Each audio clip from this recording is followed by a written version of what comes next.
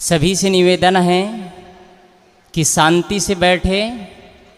आपको किसी की बातें लग सकती है, आपको किसी की बातें चोट कर सकती है, आपका जीवन बदल सकता है। आप यहाँ जीवन परिवर्तन करने आए हैं और हो सकता है आप घूमने भी आए रहे होंगे, लेकिन किसी की यदि बात लग गई और जीवन बदल गया तो सोना में सुहागा हो गया। फिर अभी हमारे संत कह रहे थे कर्म कांड और पाखंड। कर्म कांड और पाखंड का एक लाइन में अर्थ कहूँ, जो हम कहते हैं करते नहीं ये कर्म कांड है, और उसी का जब बढ़ावा हो जाता है तो इसको पाखंड कहते हैं। यहाँ सत्संग की चर्चा हो रही है और जीवन को बदलने की चर्चा हो रही है, और जीवन में कोई परिवर्तन नहीं आया। एक कान से सुने और दूसरे कान से निकाल दे तो हम जितने सब बैठे हैं ना, मैं क्षमा चाहता हूँ, सब के सब कर्मकांडी और पाखंडी के अलावा कुछ भी नहीं है। यदि एक कान से सुन लिए और दूसरे कान से निकाल दिए, जीवन में कोई परिवर्तन नहीं आया, तो इतना ही कहलाएंगे। और इसी कारण से आपके घर में और परिवार में परिवर्तन नहीं होता है। हम जानते बहुत कुछ हैं, क्या बदलते भी हैं जीवन को? जानते हैं लेकिन जीवन में परिवर्तन नहीं लाते। इसलिए आने वाले पीढ़ी को सत्संग के प्रति, धर्म के प्रति, सत्य निष्ठा के प्रति झुकाव नहीं है। और हर माँ बाप की शिकायत होती है कि हमारे बच्चे कहाँ नहीं मानते हैं। हर माँ बाप की शिकायत होती है, हमारे बच्चे, क्या आप अपने बच्चे को सिखाए हैं? क्या आप अपने बच्चे को कभी धार्मिक संस्थाओं में ले गए हैं? क्या कभी आप अपने बच्चे को आश्रमों में ले गए हैं? क्या कभी आप अपने बच्चों को गुरु के सामने सर झुकाना सिखाया है? क्या कभी आपने अपने बच्चों को सेवा करना सिखाया है आश्रम में ले जा करके? आपने ये चीज़ सीख ही नहीं दिए हैं। आपने पढ़ना सिखाया, बच्चे पढ़े, आपने इंजीनियर बनाया सिखाया, इंजीनियर बने, गाड़ी चलाना सिखाया, गाड़ी चलाए, मोबाइल चलाना सिखाए, मोबाइल चलाता है। क्या आपने अध्यात्म की भी परिभाषा सिखाया है बच्चे को? और माँ बाप की शिकायत होती है, बच्चे हमारा कहाँ नहीं मानते हैं। आप कितने मानते हैं अपने माँ बाप के? हर व्यक्ति अपने ही माँ बाप से पराये होते जा रहे हैं और अपने ही माँ बाप से नफरत करते, नफरत का बीज बोते चले जा रहे हैं। और इसमें बैठे ना, उसमें से अधिकतम लोगों की गिनती इसमें है, अधिकतम लोगों की। आपको अपना ही पिता अच्छा नहीं लगता है, आपको अपनी ही माँ अच्छी नहीं लगती है, आपको अपने ही पुत्र, आपके अपने ही पुत्र वधू अच्छी नहीं लगती है। ये दुनिया का नियम अजीब है। जब समुद्र में लहरें आती है तो नज़दीक के गड्ढों को पहले लबालब करते हुए चलती है, तब दूर के गड्ढों को भरती है। लेकिन आदमी की प्रवृत्ति क्या है? दूर का ढोल सुहावन। उस माँ के प्रति प्रेम और करुणा होती है जिस माँ को छोड़ करके आए होते हैं। जीवन को बदलिए। बच्चों को आज मैं कहना चाहूँगा, यहाँ जितने लोग बैठे हैं ना, उसमें से 50 से ज़्यादा उम्र वाले हैं। आप लोगों को बहुत ज़्यादा ज़रूरत नहीं सत्संग की। आप लोगों को जीवन नैया पार हो चुका है, सत्संग की बहुत ज़्यादा ज़रूरत नहीं है। आने वाले पीढ़ी को सत्संग की ज़रूरत है। और यदि आने वाले पीढ़ी को आप सत्संग के प्रति आगे नहीं बढ़ाएंगे, उनको रुझान नहीं देंगे, तो कल की पीढ़ी क्या है सत्संग नहीं जानेगा, क्या है धर्म नहीं जानेगा। धर्म की परिभाषा इतना ही जानेगा, हिंदू, मुस्लिम, सिख, ईसाई, बौद्ध, जैन, ये धर्म जानेगा।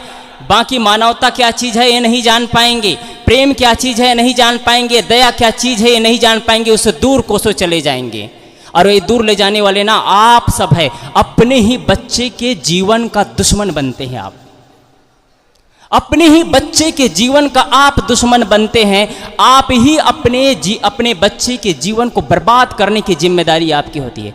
कल कुछ लोग बैठे थे 2 जने के पास में, कहे, वो एक बच्ची कहे, पापा आने वाली पीढ़ी का जो माहौल खराब है ना, इसकी जिम्मेदारी इन बच्चों की नहीं, आप सबकी है। आपने संतों के प्रति रुझान नहीं दिया, आपने सत्संग के प्रति प्रेरणा नहीं दिया, इसलिए आज बच्चे भटक रहे हैं। अभी हमारे साथी कह रहे थे दुर्गा पूजा, 2 मिनट इस पर बताऊं। पहले दुर्गा पूजा स्टार्ट हुआ था एक उपासना के लिए, एक श्रद्धा और भक्ति और प्रेम के लिए दुर्गा उपासना शुरू हुआ था। और उपासना के समय 9 दिन तक बहनें एक साइड बैठ करके अपना उपासना करती थी, ध्यान करती थी, कीर्तन करती थी। एक तरफ पुरुष लोग बैठ करके करते थे, उपवास रहते थे और अपना साधना करते थे। आज का दुर्गा पूजा क्या हो गया है? आज का नवरात्रि ढोल ढमाका, बस जीवन की बर्बादी के अलावा कुछ नहीं। आज डॉक्टरों के पास में दुर्गा गरबा नृत्य के बाद में जितने केसेस आते हैं ना, उतने 11 महीने में गलत केसेस नहीं आते हैं। आप जितना ही श्रद्धा और भक्ति से उस दुर्गा की पूजा करते हैं, उतना ही श्रद्धा और भक्ति और प्रेम के साथ घर की दुर्गा की पूजा करते तो आपका घर प्रेम बन जाता। पैसा ही से जीवन नहीं संवरता है। अगर पैसे से जीवन संवरता तो अंबानी दोनों भाई नहीं लड़ते, आपस में कोर्ट और कचहरी नहीं चलते। पैसा से सब कुछ होता तो जीवन बड़े बड़े आदमी लोग पैसों को, सुख को खरीद लिए होते, गरीब लोगों के जीवन में सुख ही नहीं होता। कर्मकांड और पाखंड, आप यहाँ जितने बैठे हैं उसमें से अधिक लोग कबीरपंथी हैं, और मैं सच कहूं तो कबीरपंथी हम सब कम है, लबरपंथी ज्यादा हैं। जितने लोग यहाँ बैठे हैं उसमें से 90% लोग दुर्गा पूजा करेंगे, भगवान की पूजा करेंगे। असली भगवान से साक्षात्कार ही नहीं हुआ है तो क्या करेंगे? असली भगवान को जानते ही नहीं तो क्या करेंगे? एक आपकी इष्टा और निष्ठा है तो आप पूजा करिए, लेकिन सत्य बताऊं, जिस दुर्गा की आप पूजा करते हैं वो एक मक्खी भी पैदा नहीं कर सकती है। लेकिन आपकी श्रद्धा है तो करिए, लेकिन मात्र पूजा और पाठ से जीवन में परिवर्तन नहीं होने वाला है। यदि पूजा और पाठ के बल पर परिवर्तन चाहें, कल मेरे पास एक फोन आया था, कहे साहब जी मैं सदगुरु कबीर के प्रति इतना निष्ठावान था और सदगुरु कबीर को मैं परमात्मा मानता था, और मेरे गुरु ने बताया था कि सदगुरु कबीर ही परमात्मा है और सदगुरु कबीर से ही सृष्टि शुरू हुई है। मैंने उनको कहा हमारे भारत देश में 135 करोड़ आबादी है, 135 करोड़ आबादी में 30 करोड़ भी कबीरपंथी नहीं है, तो क्या 105 करोड़ लोग का जीवन नहीं चलता है? क्या 105 करोड़ लोगों की दुकानें नहीं चलती है, उनका मकान नहीं बनता है, उनका परिवार नहीं चलता है? क्या 105 करोड़ लोग दुखी जीते हैं? यदि कबीर को परमात्मा मान लिए तो आप कह रहे होंगे कबीरपंथी होकर के क्या बोल रहे हैं? कबीर साहब ने कभी नहीं कहा मैं परमात्मा हूँ, कबीरपंथियों ने परमात्मा बना दिया। और क्यों बनाया? क्योंकि उसके पीछे बिजनेस चलता था। सदगुरु कबीर का मूल बीजक रचना है, उसकी व्याख्या सदगुरु अभिलाष साहब की रचना है, यहाँ 2 भागों में, उसको पढ़िएगा। लेकिन सदगुरु कबीर की मूल बीजक को लोगों ने किनारे कर दिया और कबीरपंथियों ने वहां पर अनुराग सागर कई प्रकार की पुस्तकें ला दिए। क्यों लाए ये भी बताऊं? क्योंकि मूल बीजक में पूजापा और महंती पैसा नहीं मिलेगा, इसलिए कबीरपंथियों ने मूल बीजक को दबाने का प्रयास किया, और जहां पर पैसा, पूजापा और महंती की बात चलती है वहां पर चलता है। इसलिए अनुराग सागर सामने लाया गया ताकि हम लोगों को खूब पैसा मिल सके। और हर आश्रम में आज कबीर की जय जयकारा होती है, कबीर के नाम पर यज्ञ करते हैं, कबीर के नाम पर हवन तर्पण करते हैं। और जीवन तो अभी हमारे संत कह रहे थे, पंथ का मतलब होता है रास्ता, और कबीर का मतलब जानते हैं? कबीर का मतलब होता है महान, एक महान पंथ, एक महान रास्ता। और इसमें आने के लिए हिंदू, मुस्लिम, सिख, ईसाई कोई भी आ सकता है, कोई भी इस मत पंथ पर चल सकता है।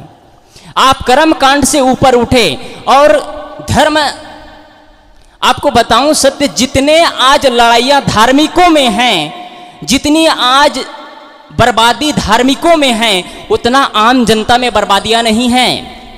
आज जितना आदमी को धार्मिक लोग लड़ाते हैं, और कौन धार्मिक?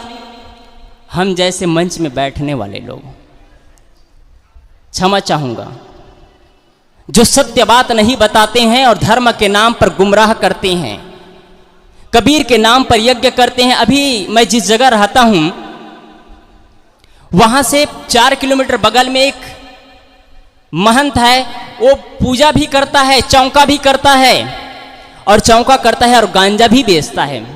महंत है, आज जेल में पड़ा हुआ है। ये स्थिति है महंतों की। और मैं पहले ही कहा, पूजा और पाठ के बल पर जीवन परिवर्तन नहीं होगा, ये चीज दिमाग में लिख लीजिए आप।